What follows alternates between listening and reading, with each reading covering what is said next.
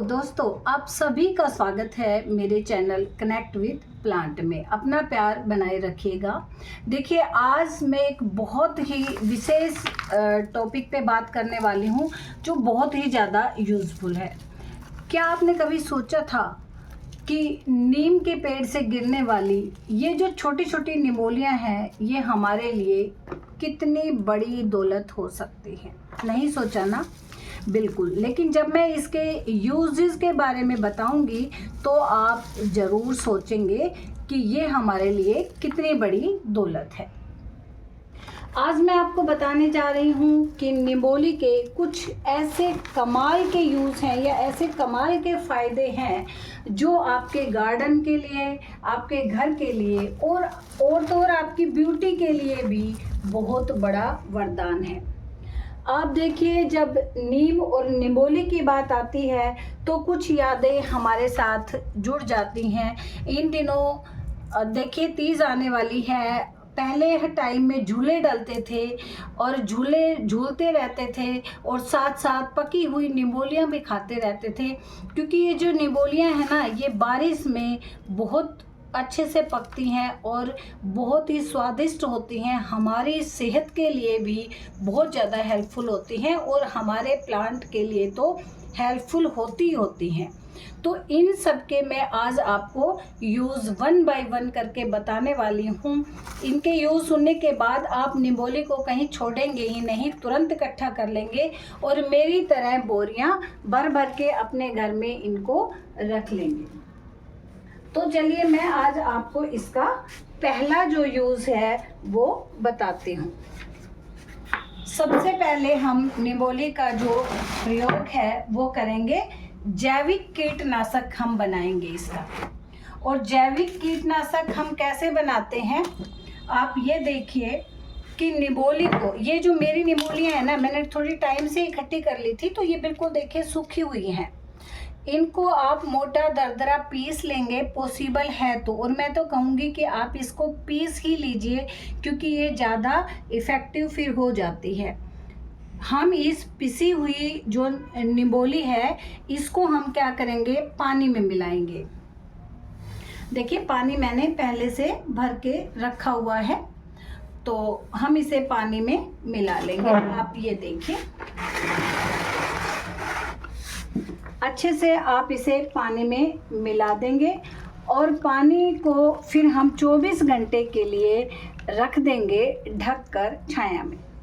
फिर 24 घंटे के बाद हम इसे छानकर और इसका छिड़काव अपने पौधों पर करेंगे। अच्छा, इस तरह जो तैयार होते हैं ना, उसको तो सिर्फ आप 24 घंटे ही रखें और उसे छानकर अगले 24 घंटे में ही इसका यूज़ कर लें। फिर हम फर्मेंटेड जो नीम से फर्मेंटेड जो फर्टिलाइज़र बनेगा, उसे हम काफ़ी लंबे टाइम तक रख सकते हैं। जब हम इसे अपने पेड़ों पर क्यों छिड़काव करें, क्योंकि देखिए, बारिश के मौसम में हमारे जो एफिड्स हैं, थ्रिप्स हैं, मिलीबग्स हैं, उन सब का अटैक हमारे प्लांट पर होता ही होता है। एफिड को आप कैसे पहचानेंगे? उसको है ना, हिंदी में हम माहू या चूसक कीट भी कहते हैं। चूसक कीट का नाम लेते ही आप समझ गए होंगे कि वो हमारे पत्तों के रस को बिल्कुल चूस लेता है और ये पत्ते के बैक साइड में लगता है। ऊपर के साइड आपको दिखाई नहीं देगा, लेकिन जब पत्ता बिल्कुल सिकुड़ जाएगा, उसका रस चूस लिया जाएगा, तब हमें पता चलता है कि हमारे माहू या चूसक कीट लग चुका है, जिसे हम एफिड के नाम से भी जानते हैं। दूसरा, बारिश के मौसम में मोस्टली अटैक होता है थ्रिप्स का। ये जो थ्रिप्स है ना, ये थोड़े लंबा होता है और ये उड़ भी सकता है और लंबे कीड़े की तरह होता है और ये बहुत ज़्यादा फास्ट चलता है। ये काले रंग का होता है और ये फलों के ऊपर आपने देखा होगा कि जो फलों के सतह है ना, मतलब आप ये कहो कि फलों का बाहरी जो हिस्सा है उसे बहुत ज़्यादा खुरदरा बना देता है। और कई बार आप देखते हो, आपके खीरे होते हैं या आपकी तोरी होती है, उन पे काले काले दाग होते हैं, वो सब थ्रिप्स की वजह से होते हैं। और मिलीबग आप सभी जानते हैं कि जो सफ़ेद रंग का होता है, ये मोस्टली मेरे यहाँ तो गुड़हल के जो प्लांट है उन पे लगता है मिलीबग, और मिलीबग का अटैक मेरे किसी भी प्लांट में नहीं होता है। तो इन सब के बचाव के लिए हम इसे 24 घंटे के लिए भिगोएंगे यदि आपको स्प्रे करना है तो आप इसे कपड़े से 2-3 तह बना के उससे छान कर स्प्रे करेंगे, नहीं तो ये आपकी उसको रोक देगा, आपकी जो भी स्प्रे बोतल है उसको ख़राब कर सकता है। अच्छा, ये पूरी तरह से जैविक है और पर्यावरण को सुरक्षित रखने वाला है, इसके कोई भी साइड इफ़ेक्ट नहीं है, तो ये इसका सबसे इम्पोर्टेंट जो यूज़ है वो है। अब दूसरा जो इसका यूज़ है वो मैं आपको बताती हूँ। ये है हमारी जो नीम खली है ना, उसका दूसरा यूज। हम इसे जान सकते हैं कि ये जो खाद हम बताने वाले हैं ये मिट्टी सुधारक है, आप इसे जैविक खाद भी कह सकते हैं। ये कैसे तैयार होता है आप देखिए, मैं इसकी एक बहुत ही ज़बरदस्त जो विधि है वो आपको बताने वाली हूँ। देखिए, आप काऊ डंग कंपोस्ट ले लीजिए। मान लो आपके पास काऊ डंग कंपोस्ट नहीं है तो आप कोई भी 1 साल गला हुआ, सड़ा हुआ या तैयार हुआ कंपोस्ट ले लीजिए। मान लो वो भी आपके पास नहीं है तो आप वर्मी कंपोस्ट ले लीजिए। अब उसमें मैंने इसमें मिला रखी हैं, लेकिन मिला के मैंने पीस के मिला दी हैं, लेकिन थोड़ी और मैं आपको मिला के दिखा देती हूँ कि आप उसमें नीम की जो ये निबोली है, ये पॉसिबल हो तो देखो पीस कर मिलाइएगा, नहीं पॉसिबल है तो भाई कोई बात नहीं, आप ऐसे ही मिला लीजिएगा। फिर आपको क्या करना है कि इसमें थोड़ा सा मॉइस्चर देना है, थोड़ा सा पानी आप देख सक रहे होंगे कि मैंने इसमें जितना ज़रूरी था उतना दे रखा है। अब इस आप खाद को तैयार करके और एक कट्टे में भर के रख दें। मैंने थोड़ा बनाया है, बाकी मैंने अपने पेड़ों के लिए पहले डाल दिया, आपको दिखाने के लिए मैंने थोड़ा बनाया है। आप इसे बिल्कुल इतना सा मॉइस्चर दे के और इसे कट्टे में भर के रख दीजिए कम से कम 4-5 दिन के लिए, मतलब मिनिमम आप 4-5 दिन के लिए रखें। ज़्यादा दिन के लिए रखा होगा तो इसमें कोई नुकसान नहीं होने वाला है, फ़ायदा ही होगा, क्योंकि जो निबोली है ना उनके सारे पोषक तत्व हमारे इस खाद में आ जाएंगे। अच्छा, इसका क्या उपयोग है, इसके क्या रेशो क्या होना चाहिए? जो 10 किलो खाद है ना उसमें सिर्फ 500 ग्राम आप नीम खली मिलाइए। ज़्यादा है तो आप मिला सकते हैं, लेकिन इनका रेशो यही है, 10 किलो खाद में 500 ग्राम हमारी जो निबोली है वो आप रखिए। इस टाइम जो निबोली आप इकट्ठी कर लेंगे, साल भर आपको बिल्कुल नहीं खरीदना पड़ेगा और ये आपके लिए बहुत उपयोगी है। अब आप देखिए कि इसे हमने ये बना लिया, ये क्या काम करता है? ये जो है ना स्लो रिलीज फर्टिलाइज़र है। क्या मतलब? आप इसे अब डाल के छोड़ देंगे ना, धीरे धीरे बारिश का पानी पड़ेगा, धीरे धीरे इसके पोषक तत्व ज़मीन में जाते रहेंगे, हमें बार बार खाद डालने की ज़रूरत नहीं पड़ेगा। इसका ये बहुत ज़्यादा बेनिफिट है। अब हमें अगस्त सितंबर में जब हमें बहुत सारी फ्लावरिंग चाहिएगी, फ्रूटिंग चाहिएगी, उससे पहले हम इस खाद को डालकर छोड़ देंगे तो ये धीरे धीरे अपने पोषक तत्वों को हमारे पेड़ों में छोड़ता रहेगा, कीटों से हमारे पेड़ों की जड़ों को बचाता रहेगा, कीड़ों से बचाता रहेगा। तो आप बताइए इसके कितने सारे बेनिफिट हैं। मिट्टी में जितने भी हानिकारक कीड़े होते हैं ना, क्योंकि इसकी जो खुशबू कहें, स्मेल कहें, गंध कहें, उससे भी कीड़े कम अटैक करेंगे, इसलिए हमें इसका यूज़ है वो ज़रूर करना चाहिए। अब देखिए, अक्सर आप हर वीडियो में या हर एक से सुनते होंगे कि भाई नीम खली या नीम केक, वो इसी से तो बनता है। अब कैसे बनता है कि इस निबोली से पहले तेल को निकाल लिया जाता है और फिर जो भूसा बिच्छे का बचता है उसे हम नीम केक कहते हैं। तो अब आप देखिए कि एक तो जिसका तेल ही आपसे निकाल लिया गया उसका हम यूज़ करें, और दूसरा हम नीम के साथ अपनी निबोली का यूज़ करें। क्योंकि नीम का जो ऑयल है उसका भी तो हम स्प्रे करते रहते हैं, तो क्यों ना हम अपनी निबोली को ऐसे ही यूज़ करें बिना इसका तेल निकाले हुए। नीम खली को अक्सर आपको पता है कि किस लिए हम यूज़ करते हैं, कितने सारे इसके उपयोग होते हैं। तो हम कह सकते हैं कि जो नीम के बीजों से तेल जो निकाल लिया जाता है, उसके बाद जो भूसा बचता है उसे हम नीम खली कहते हैं। इसका जो उपयोग जब हम करते हैं ना, तो इससे जो हमारी पौधे की जो जड़ें हैं वो बहुत ज़्यादा मजबूत होती हैं और ये हमारे पेड़ों को जो रोग प्रतिरोधक क्षमता है, या मैं कहूँ कि उनकी इम्यूनिटी को बूस्ट करती है, तो गलत नहीं होगा। तो इसका आप उपयोग ज़रूर करें।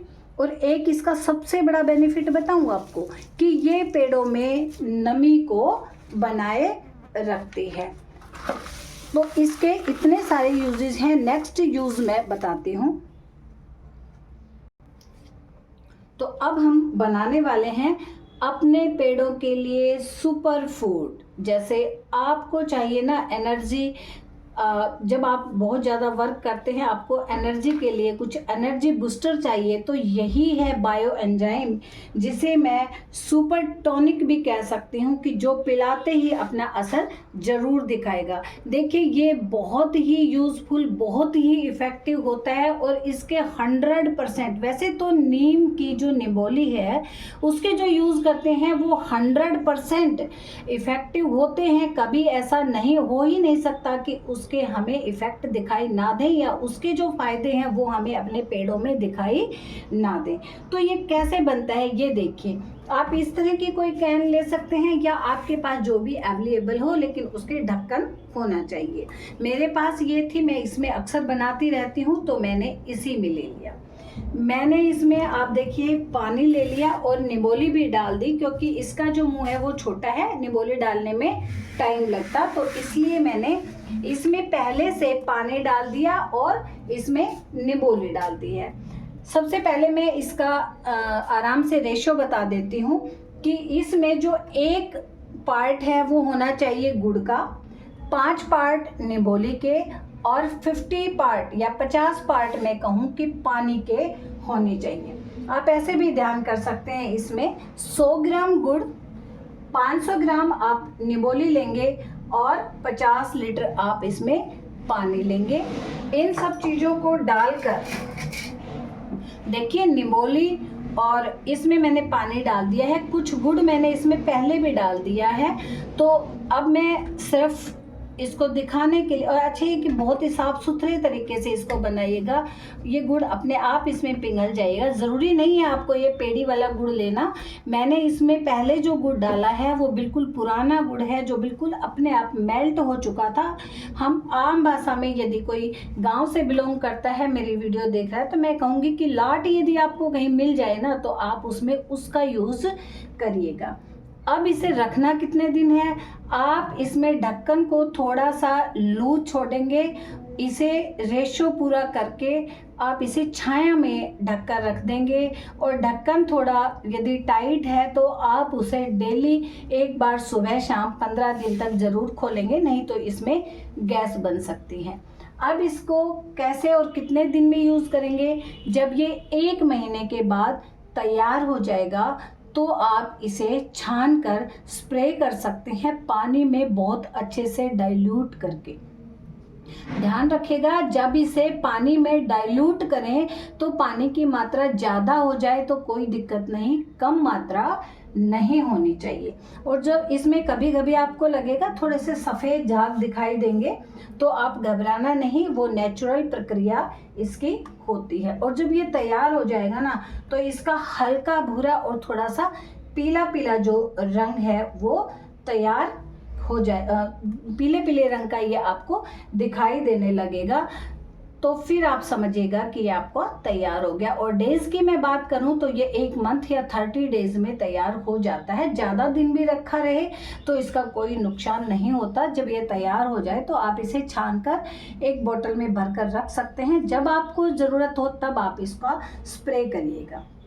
यह फर्मेंटेड नीम स्प्रे होता है, जो कि गुणों की भंडार होता है, हमारे पेड़ों को हर तरह के रोगों से बचाता है, उनकी इम्यूनिटी को बूस्ट करता है। तो आप ये प्रयोग ज़रूर करिएगा जिनके पास भी नीम है आसपास। और मुझे लगता है कि मेरे भारत देश में कोई ऐसा स्टेट नहीं है कि जिसमें नीम के पेड़ ना हो या इसके गुणों से कोई वाकिफ़ ना हो, सभी इनके गुणों के बारे में जानते हैं।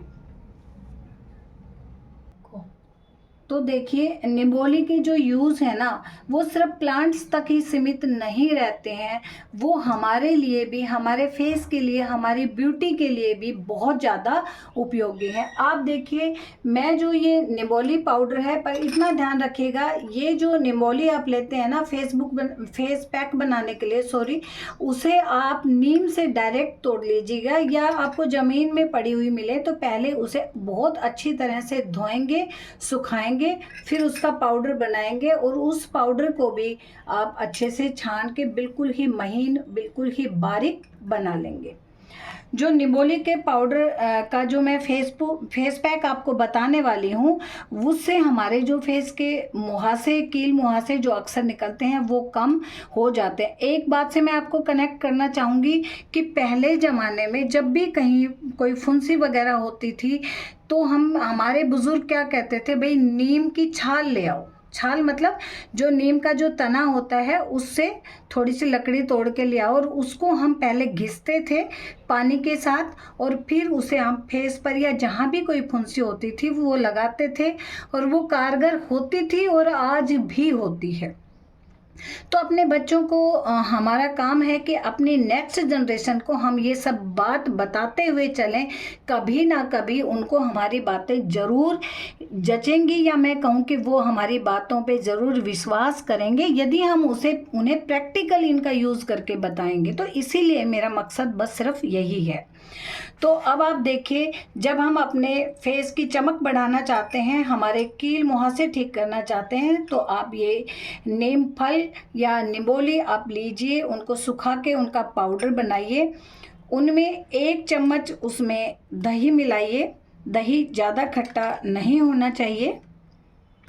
बेसन जो कि बहुत ज़्यादा उपयोगी है, उसको आप 1 चम्मच जो है उसमें बेसन मिलाइए, और थोड़ा सा उसमें गुलाब जल ज़रूर मिलाइएगा। यदि आपके पास गुलाब के फूल हैं तो उन्हें रात भर भिगो के रख दें, उस पानी को भी आप यूज कर सकते हैं, ज़्यादा अच्छा रहेगा। एक तो देखिए आप अपने आप निम्बोलियों को इकट्ठा करते हैं, उन्हें सुखाते हैं, पीसते हैं, वो 100% प्योर होता है, उसमें कोई भी मिलावट नहीं होती। लेकिन फिर भी यदि आप इसे यूज़ करें तो पहले अपने हाथ वाले स्किन पर उसे ज़रूर अप्लाई करें।